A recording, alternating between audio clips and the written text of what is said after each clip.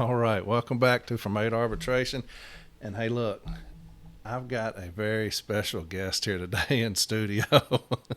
This guy right here is one of the greatest people that I know, and one of the smartest guys as far as union and everything that is involved in the union that you'll meet. His name is Jason Atchley. He's a national officer, so I feel distinguished right now in the fact that I've got a national officer sitting in my studio. So I'm going to let him talk. He's going to talk about single track, multi-track discipline. And so I'm going to leave it to him. He's going to take over. Y'all listen up because this man knows what he's talking about. So Jay, welcome to From Eight Arbitration. It's all yours, my brother. Well, thank you for the introduction there, Corey. This studio is state-of-the-art, by the way. It's an honor to be here. I was prepared for the introduction Corey gave me because everywhere we go together, no matter where we are, if he's introducing me to a person or a group of people, he tells them I'm a national officer. So every time I have to say what I'm about to say right now. I'm not a national officer. Furthermore, I don't speak for the NALC here on the podcast here today. Now, Corey wanted me to talk to you guys a little bit about multi-track versus single-track discipline. So there's two competing theories when you're talking about this related to the appropriate degree of discipline in relation to a letter carrier's past record. Now, this is something you may not deal with now, but as all y'all know out there, the only constant in the post office is change. So you may get a new MPU and they may be a single-track person. You may get a new district manager, they may be a single-track person. So we're just going to talk a little bit about what that means. Now, I subscribe to the theory of multi-track discipline, and the reason being, it comes from the first sentence of Article 16. And here's what it says.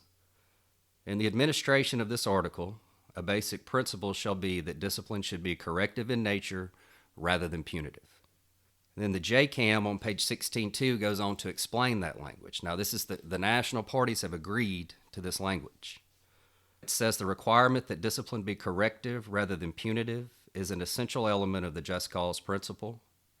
In short, it means that for most offenses, management must issue discipline in a progressive fashion, issuing lesser discipline, e.g. a letter of warning, for a first offense, and a pattern of increasingly severe discipline for succeeding offenses, e.g. short suspension, long suspension, discharge. The basis of this principle of corrective or progressive discipline is that it is issued for the purpose of correcting or improving employee behavior and not as punishment or retribution. So in other words, to me, the national agreement is unambiguous on this issue. Discipline must be corrective rather than punitive, and the national parties and most every arbitrator out there will say that in order to be corrective, discipline has to be progressive. All right, now, you run into CCAs and National Arbitrator Das, which, this is something I'll never understand. He said that discipline for CCAs has to be corrective, but it doesn't have to be progressive. That makes no sense at all, because the two are one and the same. Now, when I'm talking about multi-track discipline, this is what I mean, and like I said, it's based on the language of the national agreement. So let's just say, for example, we've got a carrier whose attendance isn't so good, so management issues a letter of warning. And let's assume that, for whatever reason, that letter of warning sticks. Well, the attendance doesn't improve, continues to miss a lot of work. Now, assuming that management can meet all the other principles of just cause, the next step would be a 7-day suspension, right? To be corrective, therefore progressive. So that's what we think. That's what I think.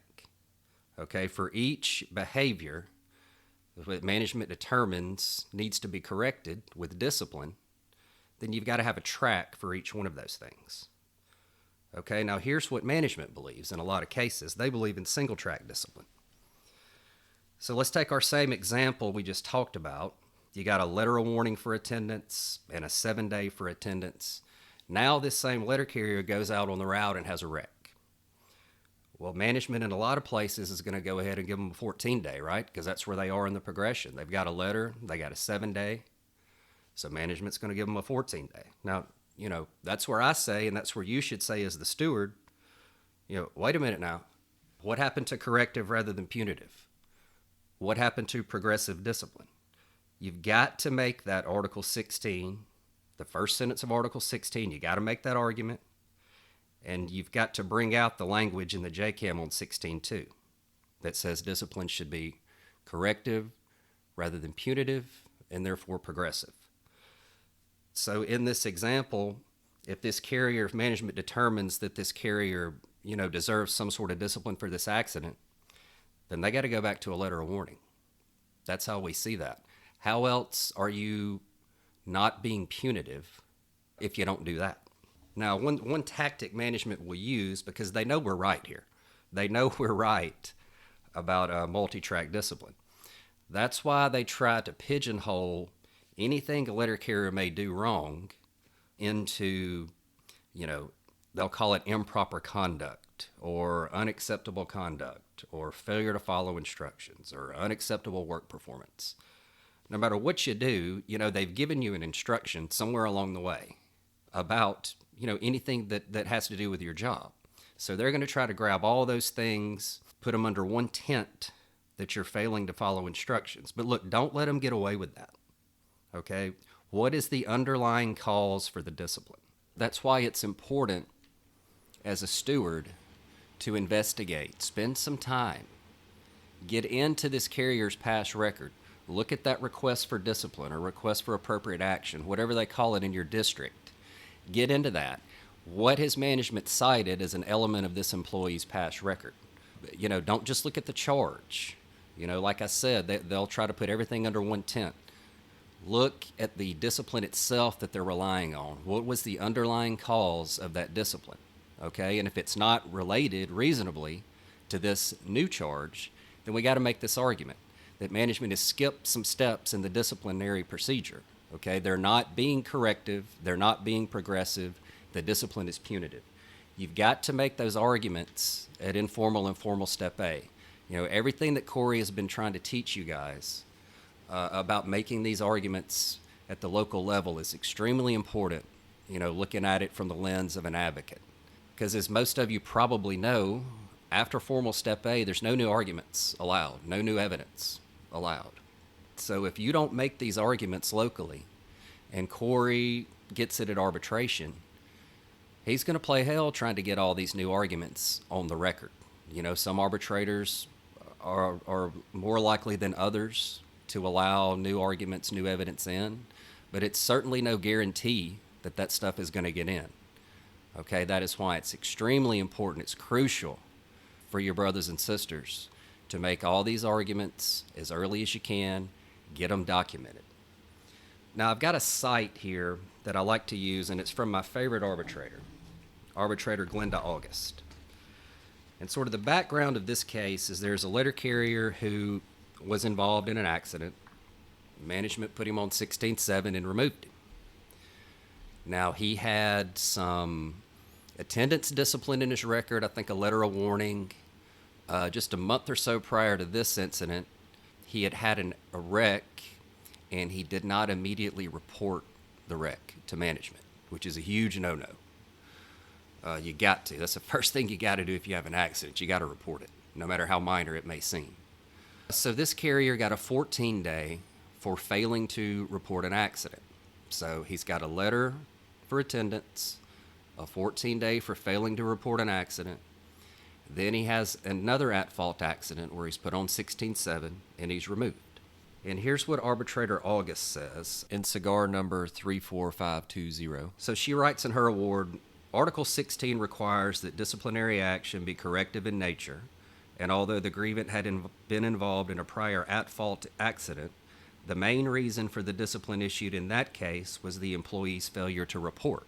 So that's what I'm talking about. So Arbitrator August even makes that differentiation here, that even though the carrier was involved in a prior wreck, that's not really what the discipline was for. The discipline was for him failing to report the accident. She even makes that distinction, which, you may not find that with a lot of arbitrators, but that's just an example. And then she goes on to cite Arbitrator Irving in a case that's extremely similar to this one, and then she writes, likewise, in the instant case, the grievant's prior disciplinary history was not all related to safety infractions, and the mistakes made in the accident at issue here were not so egregious as to rise to the level of removal. The parties to the national agreement make it necessary, by the language of their collective bargaining agreement, for management to consider the 18 years of service by Arbitrator Irving's grievant and the 8 years of service of the grievant in the instant matter. There's the tenure argument again that I know Corey's talked to y'all about in the past. It's a very important argument. She goes on to say the notice of removal issued by management was not appropriate given the facts, circumstances, and evidence of record. The grievant must be given an opportunity to correct his behavior and prove that he can and will adhere to the safe driving rules established by the Postal Service. So again, remember that tenure argument. Remember the argument about multi-track versus single-track discipline. Do your research. Get into those prior disciplinary actions management's relying on. Make sure they're related to the current charge. And let's do the best we can to represent our brothers and sisters.